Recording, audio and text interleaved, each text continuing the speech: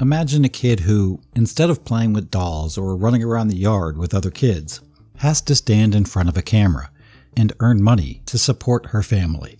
That was exactly the case for Lindsay Lohan. Little Lindsay didn't have the kind of childhood most of her peers enjoyed. By the time she was just 3 years old, she was already working as a model, appearing in commercials. And before she even learned her multiplication tables, she had become a well-known actress across the United States. At age 11, she landed her first major role in the Disney movie The Parent Trap, which turned out to be a massive hit. People instantly fell in love with this redheaded girl with the big smile. And maybe on screen it all looked like a fairy tale, but behind the scenes, things were far from perfect.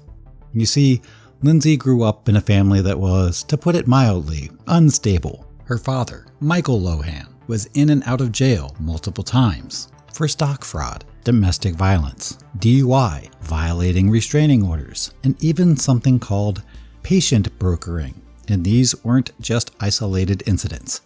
It was an ongoing pattern of chaos. Her mother, Dina, wasn't much better. Instead of protecting her daughter, she often seemed more interested in the spotlight than in Lindsay's well-being. The truth is, both parents quickly realized just how much money they could make off their talented daughter. As Lindsay got older, more roles kept coming her way. In 2000, she starred in Life Size alongside Tyra Banks. And 3 years later, she appeared with Jamie Lee Curtis in Freaky Friday. Around that time, Lindsay made the decision to move from her hometown of New York to Los Angeles. The reason was probably practical. After all, LA is considered the heart of the film industry. She moved to LA to grow her career. According to most sources, she was just 15 years old when she left home. After a few more successful movies, Lindsay really started getting noticed. The media praised her charisma and screen presence. Then came 2004, the year everything changed. Lindsay Lohan landed the role in Mean Girls, and it turned her into a generational icon. Anyone who grew up around that time remembers Katie Heron, the regular teenage girl almost everyone could relate to. Fun fact, after playing a rebellious teen in Freaky Friday, Lindsay actually didn't want to take on another troubled teenager role. She wanted to play the pretty, confident, popular girl, Regina George. But the director insisted she had to be Katie. And well, the rest is history. The film was a huge success, and Lindsay quickly became the face of Disney. She was a media darling, queen of the red carpet, and at the same time, and this is important, she also became a prime target for the paparazzi. On one hand, she was a teenage idol. On the other, she was growing up in a very public spotlight. Every move became headline material. When she started going out to clubs, it wasn't just a girl having fun. It was a story, a scandal, a media frenzy. And here's the thing about the clubbing. Lindsay just kind of lost her way. She was super young, living alone, no family, no real friends around, and absolutely no supervision. Going out became her way of killing boredom. She figured it was the only thing to do. But once the partying started to spiral, with alcohol, with drugs, it stopped being her personal business. It became a national spectacle. And that's where we need to pause for a second. Because a lot of people say, well, she asked for fame, so she shouldn't be surprised. But seriously, how much can an 11-year-old really want fame? At that age, it's the adults who are making all the big decisions for you. Ready to be a big famous celebrity? I guess. I don't really think of it that way. I just think of myself as like a normal kid. Lindsay was thrown into the adult world way too early. And not the kind, nurturing side of adulthood either. A world of alcohol and business, not empathy. By 2005, when she was just shy of 19, Lindsay's career was at its peak. She starred in Herbie, Fully Loaded, and Just My Luck. But behind the scenes, it was getting harder and harder for Lindsay to hide what was really going on.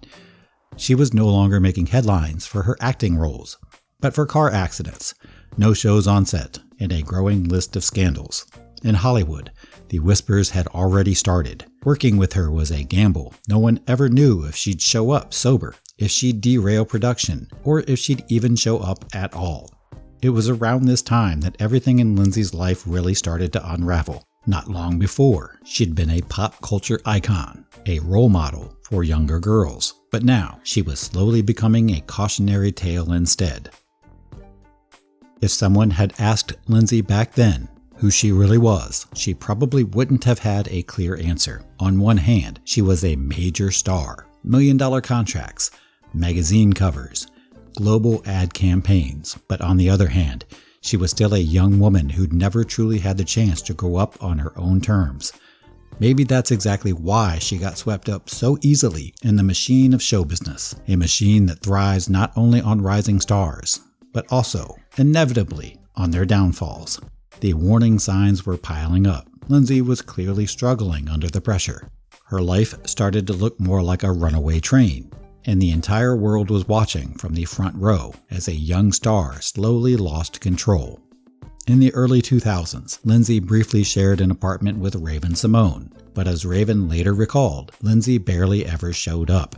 Parties, hotel rooms, living out of a suitcase. That was her reality. She ended up spending 2 full years at the iconic Chateau Marmont, a place that, for many celebrities, was more of a safe haven than a hotel. And right at the height of it all, Lindsay met Paris Hilton. Along with Britney Spears, they formed an unofficial but highly publicized trio. They were everywhere, at clubs, on red carpets, splashed across the pages of gossip mags. A photo of them was dubbed the Holy Trinity of 2006. But that friendship had its cracks. Over time, tensions between Lindsay and Paris started to surface, especially after Lindsay hooked up with one of Paris's ex-boyfriends, breaking the unspoken girl code. Paris didn't take it lightly. She mocked Lindsay publicly, and the media had a field day with the drama, fanning the flames at every turn. Lindsay Lohan has got the stinkiest f***ing sweaty orange vagina. We think she's a fire crotch. Paris, do you agree with them? That's enough, man. That's enough. Alright, Lindsay. Lindsay, why is Paris a I never said that. By 2006, Lindsay's struggles with substance abuse were becoming harder to ignore. Tensions were also rising on set. While filming Georgia Rule with Jane Fonda and Felicity Huffman, Lindsay ended up in the hospital. The official reason? Dehydration and exhaustion. But behind the scenes, the rumors told a different story. Wild, all-night partying, chronic lateness, and missed call times. At one point, the film's producer wrote a letter that ended up leaking to the press. He called Lindsay unprofessional and said her behavior on set was unacceptable. Around that same time, the media's tone toward her shifted. Lindsay became tabloid gold. Every misstep, every night out, every meltdown was front-page material. In 2007, things really began to spiral. Lindsay checked into rehab for the first time. Though she didn't stop working, she still believed she could handle it all. But not long after leaving treatment, she was arrested again, this time for DUI, cocaine possession, and driving without a license. Just weeks later, she entered another rehab program, this time at the well-known Cirque Lodge in Utah. The headlines kept coming, turning her downfall into a public spectacle, a kind of live televised collapse of a teen idol. What made it all worse was that Lindsay was still trying, desperately, to hold on to the world that had so deeply let her down. She kept acting, tried to revive her music career, made appearances on talk shows, gave interviews promising that she was okay now, and that she was getting her life back on track. Are you still taking drugs? No. No. At the end of 2007, a judge sentenced her to community service, mandatory therapy, and 1 day in jail. But due to overcrowding, she spent just 84 minutes behind bars, which felt more like satire than justice. Over the next few years, Lindsay's life became a loop. Court, rehab, jail, parties, back to rehab, back to court, on and on. In 2010, after violating her probation yet again, she was sentenced to 90 days in jail. But once more, she served only about 2 weeks because of, again, jail overcrowding. After that, it was straight back to rehab. But even that didn't stick. She failed yet another drug test. Once, around that time, she tweeted something along the lines of, "Yes, I failed my drug test, but I'm working to fix it." It read like a cry for help, a desperate attempt to prove she hadn't completely lost control. But the media had no mercy. Every fall, every mistake, every relapse, it all became public property.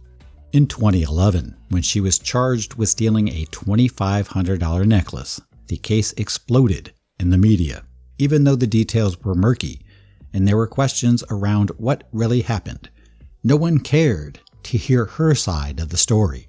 She was sentenced to 120 days in jail and 480 hours of community service. But due to overcrowding in the system, she ended up serving her sentence under house arrest. That didn't stop the public scrutiny. Paparazzi camped outside her home, and tabloids covered every visitor, every package delivery, every movement, like it was a red carpet event. At that point, Lindsay wasn't just battling addiction.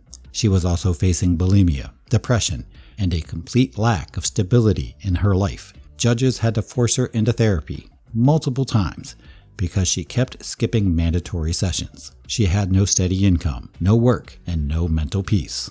Behind the scenes, things were just as chaotic. Instead of being a source of support, her parents were locked in a very public war with each other. Her mom was increasingly absent, and her dad, well, his idea of helping was to go on TV and claim he wanted legal conservatorship over Lindsay, copying the model used for Britney Spears. Rumor has it, Lou Taylor, the manager who orchestrated Britney's conservatorship, was involved in those talks too. Spoiler alert, thankfully, that plan never went through for Lindsay.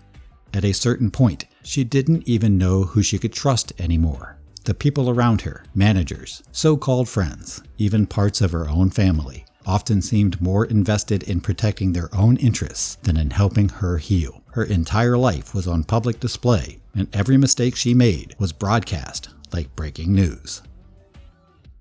Eventually, Lindsay Lohan's life became so tangled in scandal that even the biggest gossip outlets started backing off. They simply couldn't keep up anymore. Court hearings stopped being headline events. They became routine, unwanted rituals. Every few months it was something new. Missed therapy sessions, postponed community service, failed drug tests, and more house arrest.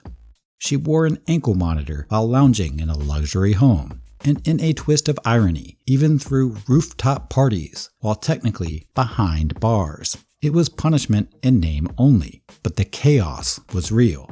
You know, I've made a lot of poor decisions in the past, and I'm dealing with the consequences of those decisions. So I'm a fighter, and I know that I have to work to gain the respect back.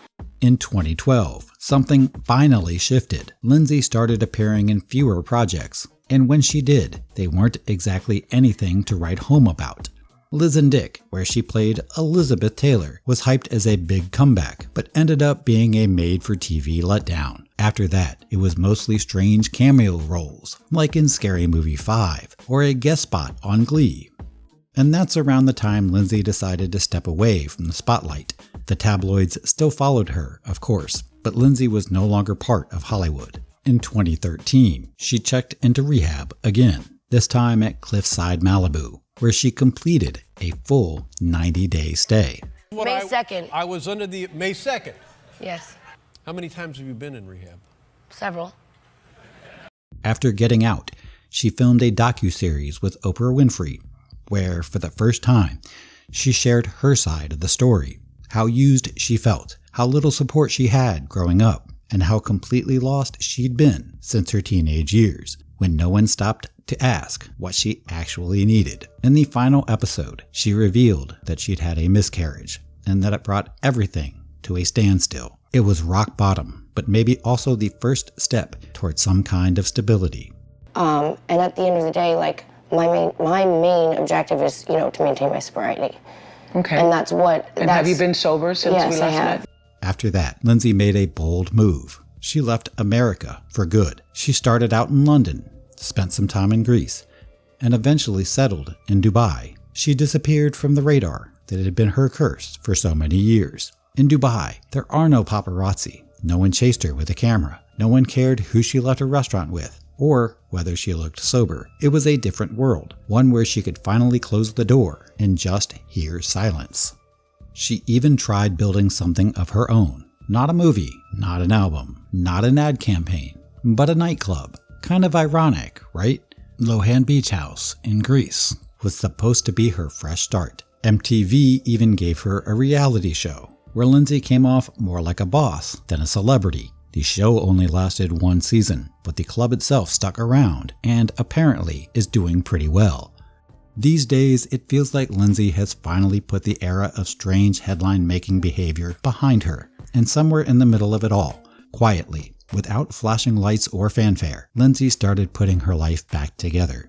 She cut ties with the toxic parts of her past in Los Angeles and began building new, healthier relationships. Eventually, she met Bader Shamus, a financier from Kuwait. For Lindsay, it was like a breath of fresh air. In 2021, the couple got engaged.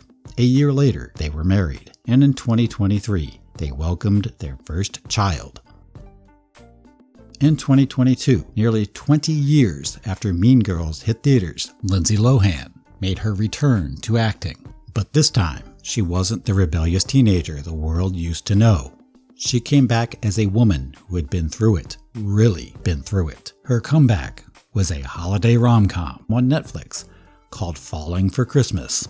Let's be honest, it wasn't some groundbreaking cinematic masterpiece. Critics called it exactly what it was: light, predictable, comfort movie fluff. Then again, that's what most holiday movies are nowadays. So it didn't really matter. What did matter was that Lindsay was there, present, focused, peaceful.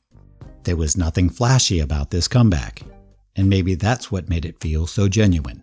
No media circus, no wild headlines, just a woman who had learned how to live without all the noise. It's interesting how her story has taken on a new meaning now, at a time when so much attention is being paid to how damaging the entertainment industry can be. Because Lindsay Lohan's story isn't just one of downfall and redemption, it's also a reminder of how easy it is to get lost in this business, especially when no one around you is truly looking out for you. This isn't about painting her as a saint. Lindsay made a lot of mistakes, but it does raise a real question. How many of us would have come out the other side of that kind of chaos in one piece?